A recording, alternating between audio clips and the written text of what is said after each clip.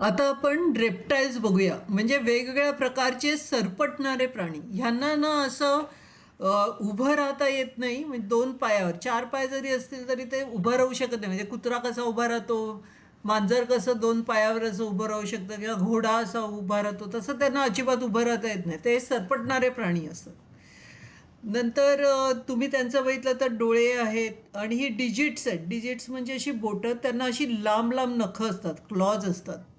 आणि हे four limbs आहेत, ट्रंक आहे, हाइंड लिम्ब आहे, क्लॉज आहेत आणि शेपूट आहे. ओके. त्याच्यानंतर त्यांचं स्किन बघितलं ना, ते एकदम ड्राय असतं, खडबडीत असतं आणि स्केली असतं. म्हणजे त्याच्यावरती अशी खूप कडक खवलं असतात. हां. नंतर हे लोक ना कोल्ड ब्लडेड असतात. म्हणजे गरम वातावरण झालं की रक्त गरम होतं, थंड वातावरण झालं की रक्त थंड होतं. आणि ते जमिनीवरचे ॲनिमल्स आहेत. सगळ्यात महत्त्वाचा मुद्दा म्हणजे ते जमिनीवरचे ॲनिमल्स आहेत. आणि म्हणजे तुम्ही जरी मगर, ही एक रेप्टाईल आहे, क्रोकोडाईल. ही जरी पाण्यात जाताना बघितली ना तरी श्वास घ्यायला ती वर येते. ती पाण्यामध्ये काय काय पोहायला जाते किंवा तिचा सावज शोधायला जाते, पण ती श्वास घ्यायला वर येते. ओके. नंतर ह्यांचा कान जो असतो ना, तो असा विजिबल नसतो. म्हणजे त्यांना पण असं एक इयरड्रम टाईप असतं, आणखीन ऐकू येतं. पण स्नेक आहे ना, ह्याला तर फारच म्हणजे खूप कमी ऐकू येतं. ओके. आणि वेगवेगळ्या प्रकारचे कुठले रेप्टाईल्स आहेत, टर्टल आहे, टॉर्टॉईज आहे. टॉर्टॉईज आणि टर्टल मधला काय फरक आहे? टॉर्टॉईज म्हणजे कासव, आणि पाण्यातल्या कासवाला टर्टल म्हणतात. मग शॅमेलियन आहे, म्हणजे रंग बेरणारा सरडा, लिझर्ड, भिंतीवरची पाल, क्रॉकोडाईल, मगर, हे सगळे झाले रेप्टाईल्स. आता हा चार्ट बघूया. Phylum Chordata, phylum number 10. त्याचा सब फायलम व्हर्टिब्रेटा, क्रॅनिएटा, क्लास रेप्टेलिया. आणि तुम्हाला माहिती आहे काही ऑर्गन सिस्टीममधला आहे, बायलॅटरल सिमेट्री आहे, युसिलोमेट आहे वगैरे, हे सगळं अद्यावृतच आहे. हां. आणि त्याचं एक्झोस्केलेटन कसं आहे? या रेप्टाईलचं skin is dry, covered with scales और scutes. This scales are mainly made of keratin. आणि हे कशासाठी आहे? The exoskeleton protects the body and prevents loss of water. ह्याच्यासाठी ते एक्झोस्केलेटन एकदम ड्राय आहे. Class Reptilia. According to the course of animal evolution, these are the first true terrestrial animals with creeping movement. म्हणजे हे पहिले जगातले animals होते जे जन्माला आले, म्हणजे जे इव्होल्युशन झालं तेव्हा, आणि ते पहिले जमिनीवर राहायला लागले. त्याच्या अगोदरचे सगळे पाण्यात मेनली राहायचे, किंवा पाण्या आणि थोडा वेळ जमिनीवर राहायचे. तर रेप्टाईल्सचं इम्पॉर्टन्स काय? फर्स्ट ट्रू टेरेस्ट्रियल म्हणजे लँडवर राहणारे animals. These are cold blooded poikilotherm animals. Cold blooded आहे. They creep on land as their body cannot be lifted up. Their skin is dry and scaly. The neck, त्यांना मान आहे. Neck is present between head and trunk. पाल अशी भिंतीवर असली, किडा दिसला बाजूला की टक्कन ती मान हलवते आणि किड्याकडे बघू शकते. External ear is absent. पण reptiles can hear, but the tympanum is not present or visible in all reptiles. म्हणजे सगळ्यांकडे तो इयरड्रम टायपॅनम आहे, तो आहेच असं नाही. Digits are provided with claws. म्हणजे त्यांचे जे आहेत, तुम्ही बघितलेलं आहे की त्यांच्या बोटांना नखं आहेत, अशी भयंकर अशी मोठी नखं आहेत, क्लॉज आहेत. एक्झाम्पल्स काय? Tortoise, lizard, snake etcetera. आता आपण फायलम नंबर 10 कॉर्डेटाचा सब फायलम व्हर्टिब्रेटाचा क्लास एव्स बघूया. एव्स म्हणजे बर्ड्स. बर्ड्स म्हणजे आकाशात राहणारे प्राणी. टिश्यू ऑर्गन सिस्टम ग्रेड आहे, बायलॅटरल सिमेट्री आहे, युसिलोमेट आहेत. तर बर्ड्सचा विचार करताना ना डोळ्यासमोर कबुतराचं चित्र आणायचं. तर पहिली गोष्ट म्हणजे ते कॉर्डेट आहे म्हणजे काय? व्हर्टिब्रेट्स आहेत. These vertebrates are completely adapted for aerial life. तर त्यांच्या बॉडीचं स्ट्रक्चर असं केलं आहे का त्यांना आकाशात उडायला खूप छान मदत होईल. These are warm-blooded homeotherms, that is they maintain their body temperature constant. म्हणजे आपल्यासारखे आपण पण वॉर्म ब्लडेड आहोत. त्यांचं बॉडीचं टेम्परेचर कॉन्स्टंट असतं. हवेमुळे वगैरे थंड गरम वगैरे असं काही होत नाही. Their body is spindle shape to minimize air resistance during flight. Spindle shape म्हणजे तुम्हाला माहिती आहे, पुढून असं बघितलं समोर तर चपटी दिसते, बाजूनी बघितलं तर अशी स्पिंडलसारखी दिसते. तर ह्याला स्पिंडल शेप बॉडी म्हणतात. एरोप्लेनची पण तशीच असते. नंतर तुम्ही मासा बघितला तर ती पण तशी असते. आणि ती स्पिंडल शेप बॉडीचा फायदा काय, जसं माशाला पाण्यामध्ये पोहायला मदत होते ना, तशीच पक्ष्यांना स्पिंडल शेप बॉडीमुळे आकाशामध्ये उडायला मदत होते. 4 limbs are modified into wings. म्हणजे त्यांना पुढचे 4 लिम्स आहेत ना, ते नसून ते बदलून त्याच्याऐवजी पंख दिलेत. Bones are hollow from inside. म्हणजे त्यांची हाडं आहेत नी मधून ती पोकळ आहेत. कशी ती पोकळ, म्हणजे बॉलपेनच्या रिफिलसारखी. आणि हे सगळं असल्यामुळे त्यांचं वजन अतिशय कमी होतं. वजन कमी, स्पिंडल शेप बॉडी आणि विंग्स, त्यामुळे त्यांना उडायला खूप मदत होते. So they can fly.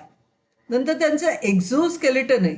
बाहेर आणि विंगच्या बाहेर काय त्यांना दिलंय, exoskeleton is present and in forms of feathers. म्हणजे त्यांना वरती पिसं दिली. Neck is present between head and trunk. आणि इकडे मान आहे, कबूतर इकडे तिकडे मान आहे, बघत असतं. Jaws are modified into beak. आणि जॉज आहेत जबड्याच्या इकडे काय केलंय, ते असे मॉडिफाय करून ते बदलून त्याची अशी चोच केली आहे. Digits are covered with scales and bear claws. हे तिकडे इकडे त्यांची बोटं आहेत, त्यांना पुढे अशी मोठी मोठी नखं आहेत. सो आणि त्याच्यावरची स्केल्स आहेत. एक्झाम्पल काय, peacock, parrot, pigeon, duck, penguin. तुम्हाला भरपूर उदाहरणं देता येतील. आता आपण क्लास मॅमेलियाची काही चित्र बघूया. मॅमेलिया क्लासचं नावच का पडलं आहे, कारण त्यातल्या ॲनिमल्सना मॅमरी ग्लँड्स असतात. मॅमरी ग्लँड्स म्हणजे काय, आता इथे बघा गाय आहे, वासराला दूध देते आणि ती दूध जे बाळाला मिळतंय ते ज्या ग्लँडमधून मिळतंय, ज्या शरीराच्या भागामधून मिळतंय त्याला मॅमरी ग्लँड म्हणतात, जिथून त्या बाळाला दूध मिळतंय. Okay, so mammary glands produce milk for young ones. ही सगळ्यात महत्त्वाची गोष्ट. त्याच्यानंतर इतर गोष्टी, मॅमेलियातले ॲनिमल्स असतात ते वॉर्म ब्लडेड असतात. त्याला होमिओथर्मिक म्हणतात, म्हणजे आपल्यासारखे. बरं, आपलं रक्त आहे ते वातावरणाप्रमाणे थंड गरम होत नाही, एकच कॉन्स्टंट टेम्परेचर असतं. आजारी पडलो तरच आपण जास्त आपलं टेम्परेचर वाढतं. दुसरी गोष्ट, त्यांचे मॅमेलियातल्या ॲनिमल्सचे जे हात असतात ना, त्यांना आयदर नेल्स असतात, नखं असतात, किंवा क्लॉज असतात. म्हणजे हे तुम्हाला माहिती आहे, जनावरांचे क्लॉज, जनावरांची अशी लांब टोकेदार नखं. किंवा त्यांना हुफ्स असतात.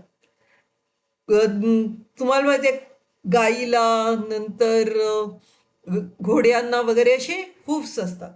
ओके, आणि हुफचं प्लुरल काय, हुव्स, HOOVES. नंतर त्यांच्या एक्झोस्केलेटनवर म्हणजे बाहेरच्या भागामध्ये त्यांना आयदर केस असतात, माणसांना केस असतात, किंवा खूप थिक केस असतात, खूप दाट केस असतात, ज्याला आपण फर म्हणतो. त्याच्यानंतर त्या ॲनिमलच्या बॉडीचे पार्ट्स कसे असतात, तर त्यांना पहिलं हेड असतं, ट्रंक असते, नंतर त्यांना लिम्स असतात आणि त्यांना टेल असते. आता आपल्याला शेपटी नाही आहे, पण आपल्याला इकडे टेल बोन आहे ना, वेस्टिजियल ऑर्गन. ओके, तर हे झाले मॅमेलियाचे कॅरेक्टरिस्टिक. आता ॲनिमल क्लासिफिकेशनमध्ये फायलम नंबर 10 कॉर्डेटा, सब फायलम व्हर्टिब्रेटा किंवा क्रॅनिएटा आणि त्याचा क्लास मॅमेलिया. क्लास मॅमेलिया सगळ्यात महत्त्वाचं काय, presence of mammary glands is the typical character of mammalia. These animals are warm blooded. Body is divided into head, neck, trunk and tail. Head डोकं असतं, मान असते, ट्रंक असते मधला पार्ट, आणखीन टेल असते. Digits are provided with nails. Digits म्हणजे बोटं, बोटं म्हणजे बोटाच्या इकडला पार्ट, किंवा ऑर क्लॉज ऑर हूव्स. हूवचं प्लुरल हूव्स आहे. Exoskeleton is in form of hairs or fur. Okay, इकडे बॉडीचा exoskeleton is in form of hairs or fur. Example काय त्याचे? Elephant, human being, kangaroo, dolphin, bat etcetera. काही 2-3 प्रश्न बघूया आपण. इकडे काय differentiate between butterfly and bat. Butterfly belongs to non-chordates, bats are chordates.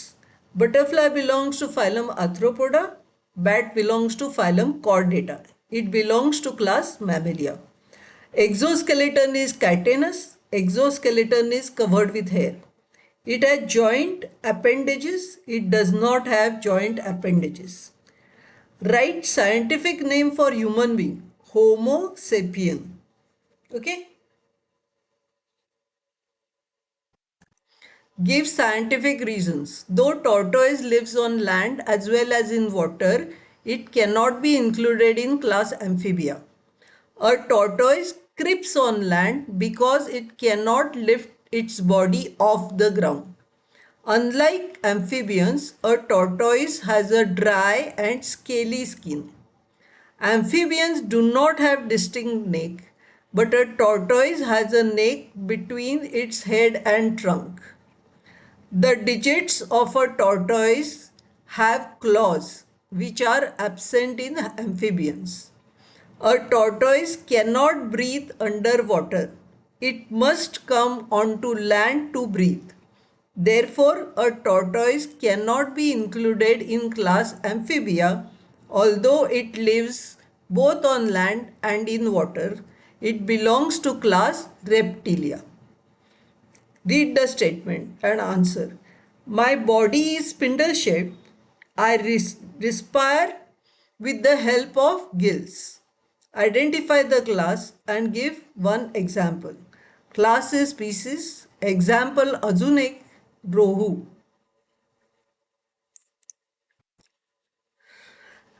Distinguish between aves and mammalia. Aves, mammary glands are absent. Mammals, mammary glands are present. Aves are completely adapted for aerial life. Mammals are mostly adapted for terrestrial life. Forelimbs are modified into wings for flying. Limbs are used for walking and running. Exoskeleton is in form of feathers. Exoskeleton is in form of hair or wool or fur. They are oviparous. They hatch eggs into nest. They are viviparous. They give birth to young ones. Body is spindle shaped and it is divided into head, neck and trunk. Body is not spindle shaped and it is divided into head, neck, trunk and tail.